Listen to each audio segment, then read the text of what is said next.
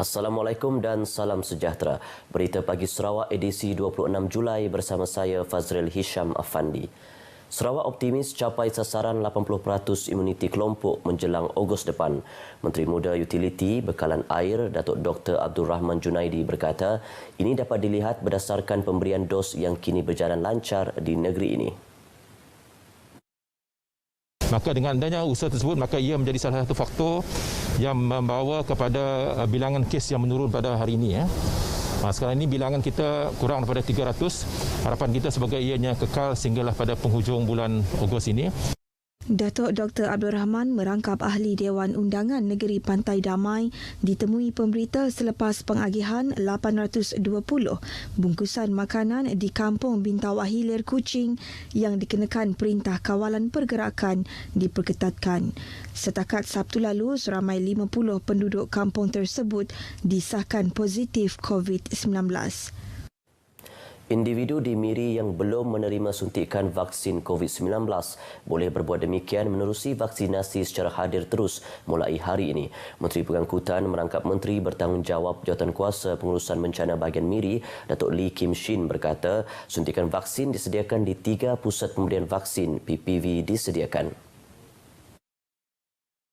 Jelas Datuk Lee, 3 PPV terlibat adalah PPV Dewan Eastwood, PPV Curtin University dan PPV Datuk Lee Tek Fook, Riam Road Secondary School. Katanya pemberian vaksin bermula pukul 9 pagi hingga 5 petang. Orang ramai yang hadir secara terus ke PPV tersebut diminta untuk membawa kad pengenalan serta rekod perubatan masing-masing.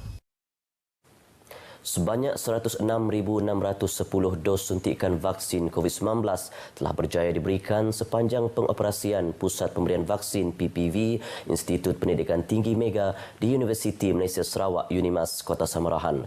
Menerusi hantaran di laman Facebook UNIMAS, daripada jumlah tersebut 53,189 merupakan penerima dos pertama dan 53,421 dos bagi suntikan kedua. Untuk rekod PPV berkenaan yang memulakan operasi sejak 14 Jun dan berakhir pada Jumaat lepas turut dibantu oleh 800 sukarelawan terdiri daripada mahasiswa dan kaki tangan universiti tersebut. Menurut UNIMAS, rekod tertinggi jumlah dos suntikan harian yang pernah dicapai ialah sebanyak 5,584 orang pada 25 Jun lalu. Dalam usaha membantu kerajaan negeri mencapai imuniti kelompok yang tinggi, PPV tersebut turut melaksanakan program vaksinasi bersama komuniti. Ia melibatkan seramai 3,210 penduduk dari 27 buah perkampungan di kawasan Kuching dan Samarahan dengan perkhidmatan bas UNIMAS disediakan kepada penduduk untuk ke PPV itu. Sementara itu, Naib Chancellor UNIMAS Profesor Datuk Dr. Muhammad Kadim Soaidi menjelaskan kejayaan PPV itu berjaya dicapai kerana semangat kesukarelawan yang tinggi selain penggunaan sistem pengurusan pengiliran atau dikenali sebagai QVAC. Seterusnya kita ikuti ringkasan laporan prestasi vaksinasi Sarawak setakat 24 Julai.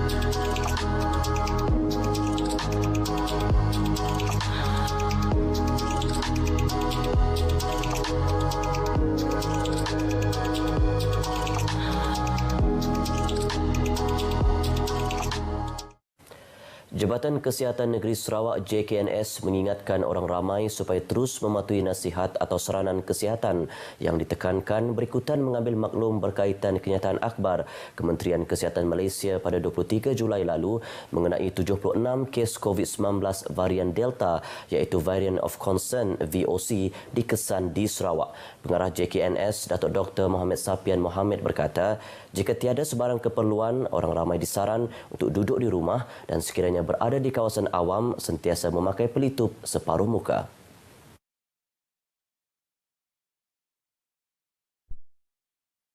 Dr. Mohamed Sapian sekiranya mengalami gejala seperti demam, batuk, sakit tekak, sukar bernafas atau mengalami kelesuan, sakit badan, cirit-birit dan muntah, individu terbabit diminta untuk membuat saringan dan rawatan di fasiliti kesihatan berdekatan dengan segera walaupun gejala adalah ringan. Beliau dalam kenyataan medianya memaklumkan setakat Mei sehingga bulan ini 93 kes melibatkan varian ini dilaporkan iaitu di bahagian Kuching 69 kes, diikuti Samarahan 10 kes, Serian 6 kes, Seri Aman 5 kes, Miri 2 kes dan Sibu 1 kes. Sementara itu, kes varian Delta juga dikesan di beberapa lokaliti Perintah Kawalan Pergerakan diperketatkan PKPD di bahagian Kuching seperti PKPD Kampung Astana Lot dan Sungai Berdil Besar, PKPD Kampung Serantau, PKPD Emperoh Nyiru Grait dan PKPD Kampung Bintawak Hilir. Sarawak merekodkan 407 kes baharu COVID-19 semalam, menjadikan jumlah keseluruhan kes jangkitan COVID-19 adalah sebanyak 73,986 kes. Menurut kenyataan media yang dikeluarkan Jawatan Kuasa Pengurusan Bencana Negeri JPBN, kesemua kes dikesan di 5 buah daerah di negeri ini. Kes tertinggi di daerah Kuching dengan 198 kes, Serian 38, Semarahan 34, Sibu 23 dan Bintulu 17 kes. Dalam pada itu, semalam juga mencatatkan 2 kes kematian baharu masing-masing di Sibu. Ia membabitkan lelaki berumur 60 tahun dan 59 tahun, menjadikan jumlah kematian meningkat kepada 457 orang. Walau bagaimanapun, sebanyak 199 kes baharu telah pulih dan dibenarkan discharge semalam, menjadikan jumlah kumulatif pulih atau dibenarkan discharge adalah seramai 68,900 orang. JPBN juga memaklumkan sebanyak 88 kluster masih aktif dengan tiada penambahan kluster baharu semalam, manakala 2 kluster telah ditamatkan iaitu kluster Kampung Muara Tebas dan kluster Jalan Stambin di Kuching. Selain itu, sebanyak 4,459 kes masih aktif dan Hospital Umum Sarawak dan Pusat Kuarantin dan Rawatan COVID-19 berisiko rendah mencatatkan kes aktif tertinggi dengan 119 kes, diikuti Hospital Sibu dengan 23 kes. JPBN juga telah mengisytiharkan pelaksanaan Perintah Kawalan Pergerakan diperketatkan PKPD di 3 lokaliti di Bintulu iaitu Kuartus Pekerja Ramawin Sdn Bhd, Kementerian Industrial Estate, bilik sewa atas kedai GT Tire King Batu 5 dan kuartus pekerja Poni Plastik. Manakala penamatan PKPD di 2 lokaliti di 2 daerah iaitu Rumah Ranti Ulu Stras Bintango Meradong dan Rumah Mulo Keluar Krian Seratok. Sementara itu, dalam kenyataan media yang sama, Polis Diraja Malaysia PDRM semalam telah mengeluarkan sebanyak 10 kompaun harian di 3 daerah seluruh negeri ekoran gagal mematuhi prosedur operasi standard SOP pencegahan COVID-19. Antara kesalahan yang dilakukan termasuk keluar dari kawasan Perintah Kawalan Pergerakan diperketatkan tanpa kebenaran, tidak memakai pelitup separuh muka dan menjalankan aktiviti terlarang. Ia menjadikan jumlah keseluruhan kompaun yang telah dikeluarkan sejak 18 Mac tahun lepas hingga semalam sebanyak 9,510 kompaun. Manakala Kementerian Kerajaan Tempatan dan Perumahan Sarawak pula telah mengeluarkan 3 kompaun harian iaitu di kawasan seliaan Majlis Perbandaran Bau atas kesalahan melanggar SOP. Ia menjadikan jumlah keseluruhan kompaun yang telah dikeluarkan oleh pihak berkuasa tempatan sejak 1 Februari lalu hingga semalam adalah sebanyak 1,358 kompaun. Dalam pada itu, Jabatan Bomba dan Penyelamat turut melaporkan sebanyak 29 operasi nyacema telah dilaksanakan semalam, menjadikan jumlah kumulatif operasi tersebut sebanyak 6,504 operasi. Kementerian Kerajaan Tempatan dan Perumahan juga melaporkan sebanyak 63 operasi nyacema telah dilaksanakan di 8 majlis daerah seluruh negeri semalam. Majlis Bandaraya Miri MBM optimis meningkatkan penguatkuasaan di kawasan tamu termasuk tamu lutong bagi memastikan aktiviti jual beli mematuhi prosedur operasi standard SOP ditetapkan. Datuk Bandar Miri Adam Yi Siu Sang menjelaskan langkah ini diambil bagi memastikan keselamatan peniaga dan penjaja di tamu berkenaan. Adam Yee memaklumkan operasi penguatkuasaan dilakukan bagi mengelak berlakunya pengumpulan orang ramai di satu-satu kawasan. Selain itu, pihaknya juga melakukan penguatkuasaan lebih ketat.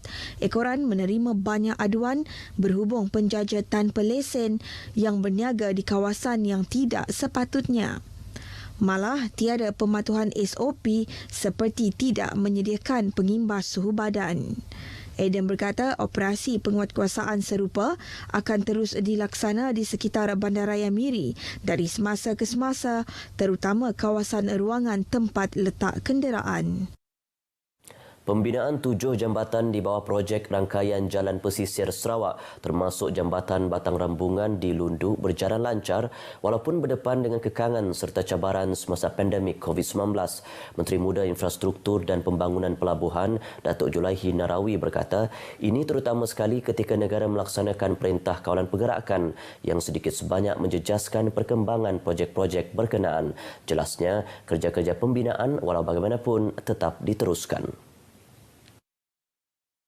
Dalam pada itu, Datuk Julaihi turut memberitahu pembinaan Jambatan Batang Rambungan masih berada di peringkat awal. Walaupun 11%, but we can see keadaan bahawa projek ini berjalan on track lah. Begitu juga dengan jambatan-jambatan lain di laluan jalan pesisir. Jadi kita nak confirm bahawa pembinaan jambatan di laluan jalan pesisir adalah on track ya. Datuk Julaihi berkata demikian dalam sidang media selepas mendengar taklimat mengenai status terkini projek Jambatan Batang Rambungan di Lundu. Jambatan Batang Rambungan dengan jarak 560 meter itu dijangka siap sepenuhnya pada Mac 2023. Sekian berita pagi Sarawak. Sentiasa patuhi SOP COVID-19, lindung diri, lindung semua. Saya Fazril Hisham Afandi. Assalamualaikum dan salam hormat.